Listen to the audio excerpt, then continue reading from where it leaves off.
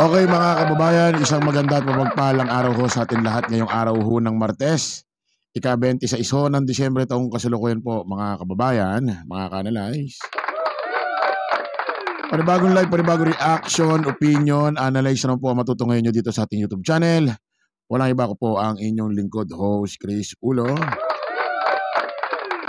Sa mga bagong pasok pa lang ho dito sa ating munting programa, welcome na welcome ho kayo kay Chris Ulo, ha?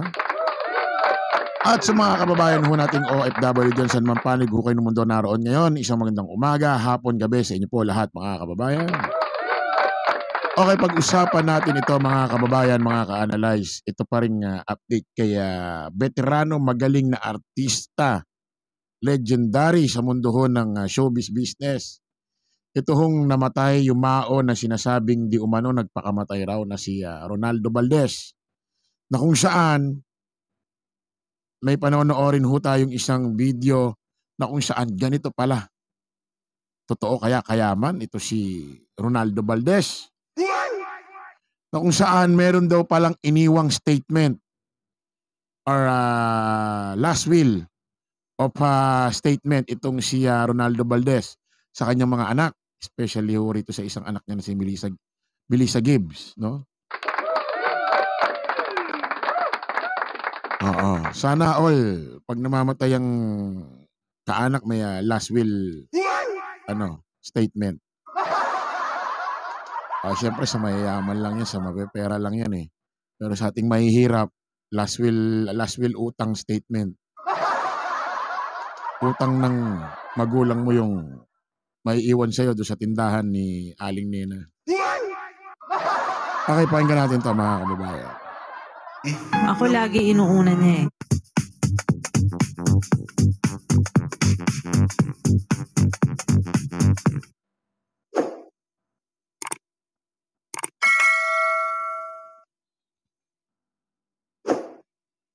Marami ngayon na mga netizens ang labis na touch dahil sa mensaheng ipinahayag ngayon ng babaeng anak ng namayapang veteranong aktor na si Ronaldo Valdez.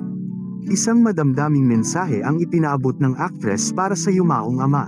Sa nasabing post ni Melissa Gibbs ipinahayag Ako, ang kilala ko lang talagang kabisado kong anak ni Mr. Ronaldo Valdez. Itong si Jano Gibbs. Tsaka si Melissa Gibbs. Hindi ko alam kung may iba pa siyang anak or may iba siyang anak sa ibang babae. Pasensya na pag-uusapan, siyempre. Public public figure ito si Ronaldo Valdez. Hindi ko alam kung may anak pa siya sa iba. Parang si si Kiko Francis Magalona. Akala natin sila Maxine, sila lang ang anak. Bigla na lang palang may lumutang, may iba pa palang anak. Kung nag-rap-rap pa, kumanta pa, nagbigay pa ng ebidensya. Kumanta pa ng every color, every hue. Ganun pala yun, no? Ebidensya yung, tatay ko, si Kiko. Ito, ebidensya, magra-rap ako. Hindi ko alam kung meron pang ibang anak ito si Ronaldo Valdez. Basta ang alam ko lang talaga, unang-una si Jano Gibbs. Then si Melissa Gibbs. Hindi ko alam kung may ibang Gibbs pa. Okay. Hayag nito ang labis na pagkamis niya sa kanyang ama. Sinariwa niya ang mga happy memories na kasama pa niya ang kanyang ama hanggang sa huling pagkakataon. Nagbigay-pugay din siya dahil sa kabutihan at labis na pagmamahal ng ama sa kanila. Para sa kanya itinuring niyang isang bayani ang yumaong ama. Labis na nasaktan ang actress dahil sa biglaang pagpanaw ng ama na si Ronaldo Valdez at ang masakit pa roon ay hindi nila nakasama ang ama sa huling hininga nito. Kung minsan nakakaramdam ng labis na pagkalungkot ang actress, mabuti na lamang at nandyan ang kanyang mga kaibigan at pamilya na nag-comfort sa kanya. Kung saan labis din ng pinasalamatan ng actress ang kanilang taos-pusong pakikiramay. Narito nga ang naging pahayag ni Melissa Gibbs na kanyang ipinost sa kanyang official Facebook account. Papa, last week lang nag-dinner tayo. Dinala kita ng pinaka-favorite natin dalawa, dinuguan. With pansit na bilin mo, wag lagyan ng gulay. Papa, I will miss our morning video. Ito mga kababayan, ayon dito, according dito sa video. Itong si Melissa Gibbs, nag-post sa kanyang social media account na Kung nakaraang linggo lang daw, lumabas sila, nag-dinner date silang magtatay ni Melissa Gibbs. At saka itong si Yumaong Ronaldo Valdez. Ibig sabihin, may bonding, no? Hindi malungkot, merong... So, kumbaga, meron pang bonding, may samahan pa sila ng mga anak niya. Hindi siya nakakalimutan. No? Kaya ako hanggang ngayon, hindi ko talaga lubos maisip na ang isang 76 years old, may isipan pang magpakamatay. No? Di umano, sabi, nagpakamatay raw talaga. Hindi ko lubos maisip kasi nga sabi ko mga kababayan, yung ganong age, 76 years old, hindi na siguro maiisip yung ganon. Ewan ko lang hindi ko sure. Kasi nga, yung mga ganong edad, swerte ka na kahit may sakit ka. Kasi nga, yung mga ganong edad, kumbaga, yung buhay mo, ibinibigay mo na sa Panginoon kung kailan ka kukunin. Kasi nga, sabi ko mga kababayan, lahat naman ng tao namamatay. Iba-ibang pamamaraan lang at iba-ibang cause, iba-ibang dahilan. Pero ang pinaka normal, pangkaraniwan na ikinakamatay ng tao, yung tatanda ka, tapos magkakaroon ka ng sakit, iba't ibang karamdaman, at yun yung magiging sanhi ng iyong kamatayan, sakit. Yun yung normal. Kumbaga yun yung pangkaraniwan, magkakasakit, tatanda, mamamatay. Pangalawa na lang yung nadisgrasya at nagkaroon ng krimen. Pangalawa na lang yung mga ganung rason. So, hindi ko talaga lubos maisip na ang isang 76 years old magpapakamatay pa. Kasi nga sabi ko yung mga ganung edad, napakaswerte mo na. 76 years old. Ako, hindi ko alam kung mararating ko pa yung 60. Hindi ko alam kung makakaranas ako ng pension. Yung 76 years old, talagang grabe. Pasalamat ako. Siguro kahit magkaroon ako ng sakit na ng ganung edad, pasalamat pa rin ako sa Diyos kasi 76 years old narating ko yun. Nakarating pa ako sa ganung edad. Papaubaya ko na lang talaga yung buhay ko kung kailan ako babawian ng buhay. Di ba ho?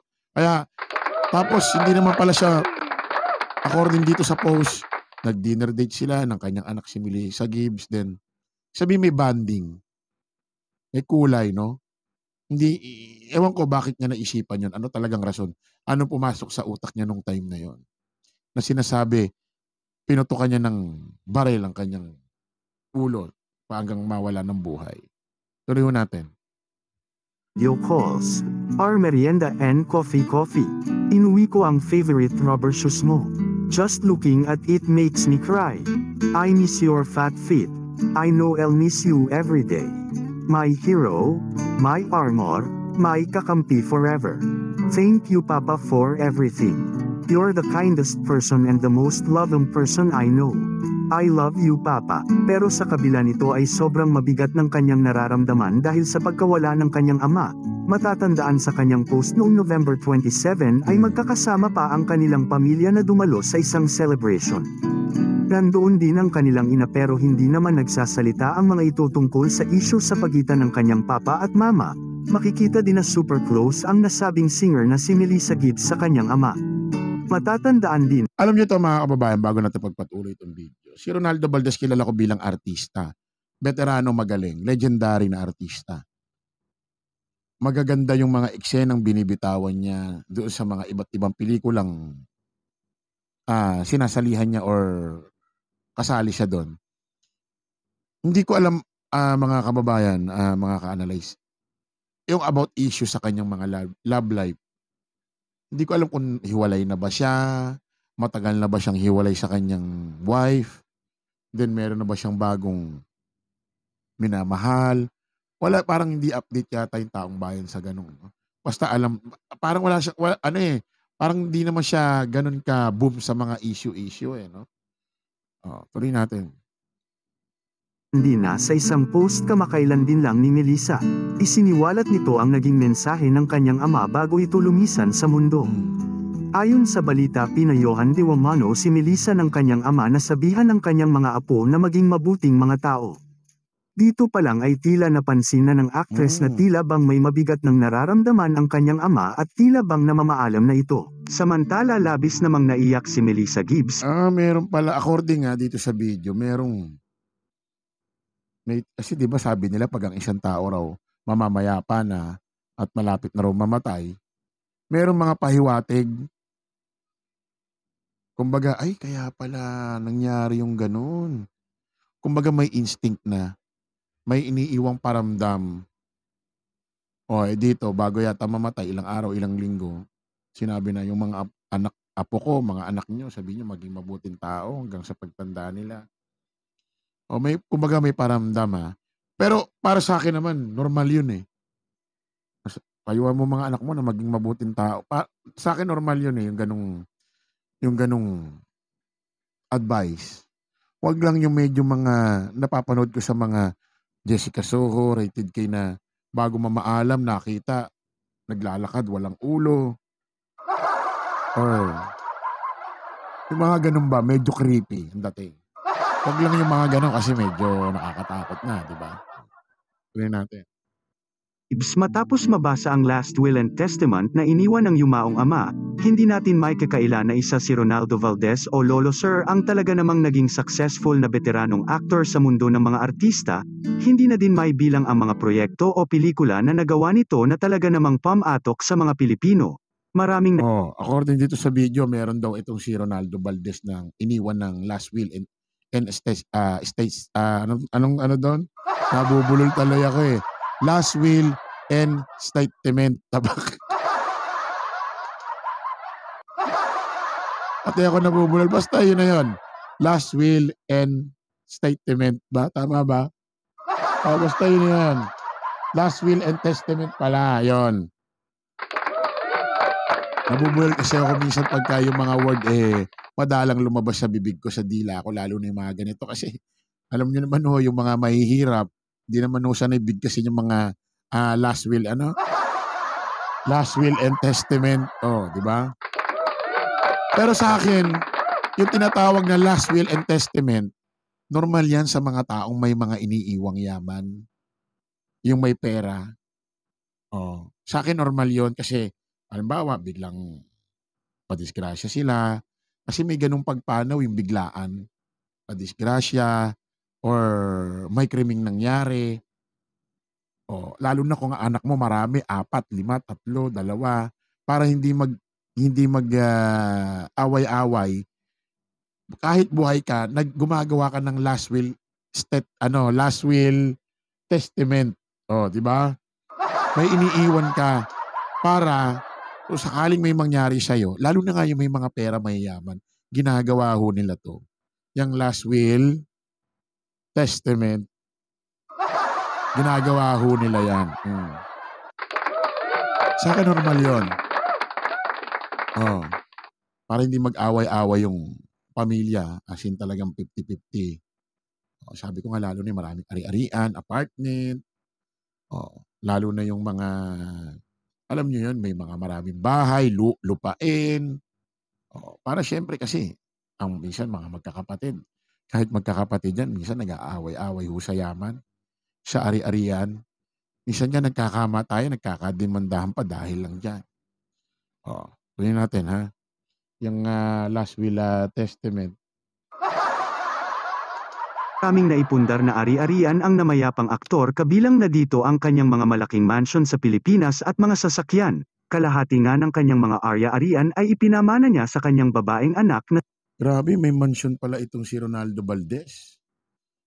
According dito sa video Pero alam nyo, ako naniniwala ako na po pwedeng marami ring ari-arian yaman ito si Ronaldo Valdez. Kasi yung karir niya magmula nun, active Hindi na hinto. Active yung kanyang mga ginagawang pelikula. Nung mga nakarang taon, may mga sitcom pa. Siyempre, alam niyo naman, pagka ganyang hindi nahihinto ang karir magmula nung simula, siyempre marami ng ipon yan. Marami ng negosyo yan. Napalago na yan. May mga anak pang artista yan, Jano Gibbs. Ako naniniwala ko may hindi lang siguro kasing sobrang yaman-yaman ng ibang artista. Pero masasabi siguro nating nagtagumpay din sa buhay itong si Ronaldo Valdez. Para sa kanyang anak, para sa kanyang pamilya.